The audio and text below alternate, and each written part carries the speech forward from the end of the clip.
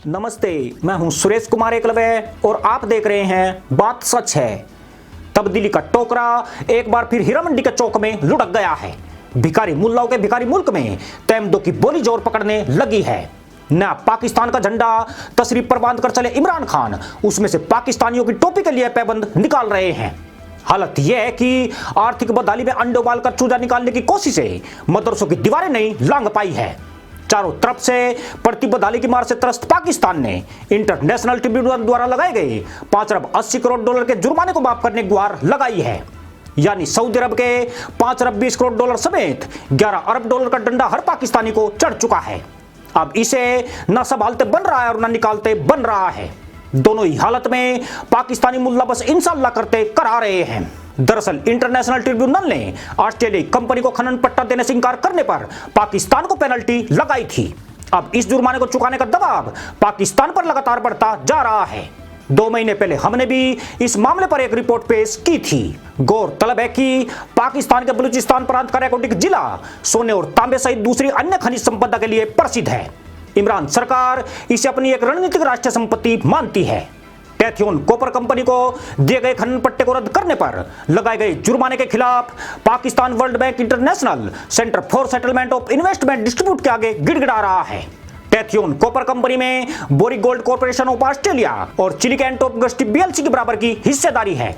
इस बीच बलूचिस्तान सरकार ने खादान को विकसित करने के लिए अपनी स्वयं की कंपनी बना ली है। चूंकि कमोडिटी की कीमतें बढ़ रही है और फिलहाल सोने की अंतर्राष्ट्रीय कीमतें $2000 प्रति औंस से भी ज्यादा है, इसलिए बलूचिस्तान सरकार इसका स्वयं भी लाभ लेना चाहती है। बलूचिस्तान की रेकोटिक की खानों पर चीन की दृष्टि भी रही है। पिछले कुछ समय से चीन ने पाकिस्तान के इन इलाकों में खनन के ठेके हासिल भी कर लिए हैं।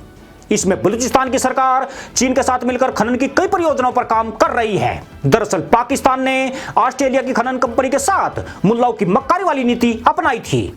जिस वक्त इन कंपनियों को यह ठेके दिए गए तब पाकिस्तान को पैसे की बेहद आवश्यकता थी।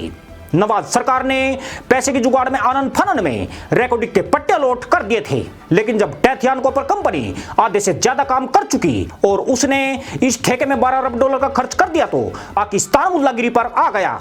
उसे महसूस हुआ कि वह इन कंपनियों को भगाकर अब खुद ही यह काम कर सकता है जिसमें वह आसानी से मोटा पैसा कमा लेगा।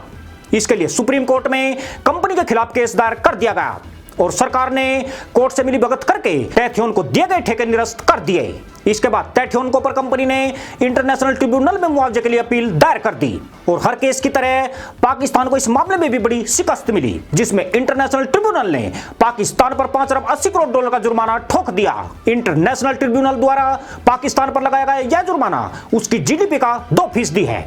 यही नहीं है, पाकिस्तान के लिए हाल में ही IMF से मंजूर हुए एक बेल आउट पैकेज के बराबर है। यानी अगर मदरसा पैदाइश पर लगाया गया जुर्माना कम या माफ नहीं होता है तो तैमद के साथ इनकी टोपियों में पाबंद लगना भी पक्का है। यूं भी इस मुल्ला मुल्क में जब से नए पाकिस्तान के भोंडे गान गाए जाने लगे हैं, दुनिया इन्हें दृष्टि से देखने लगी है।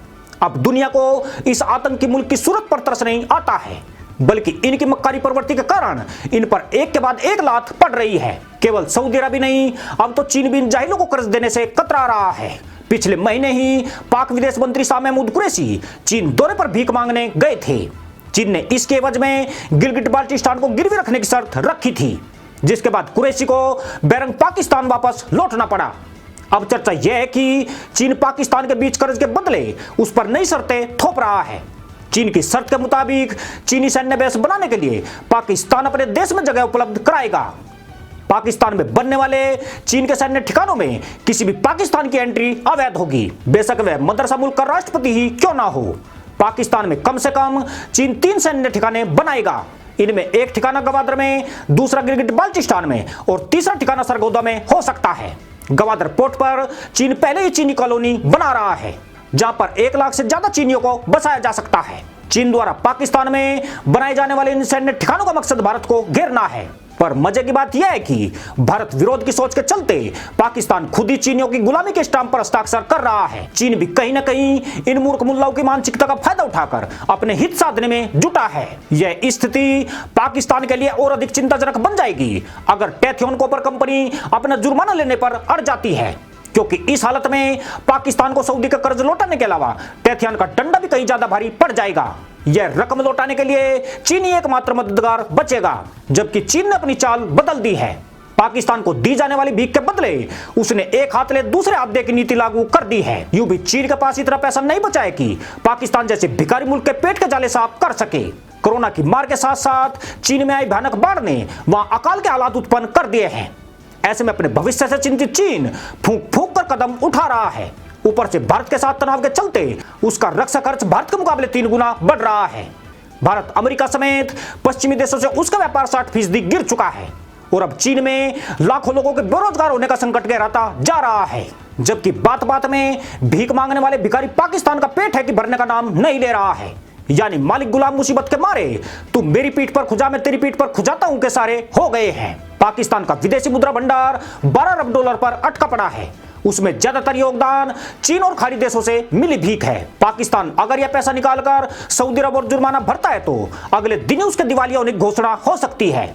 इमरान खान ने इंटरनेशनल ट्रिब्यूनल से माफी की फरियाद की है।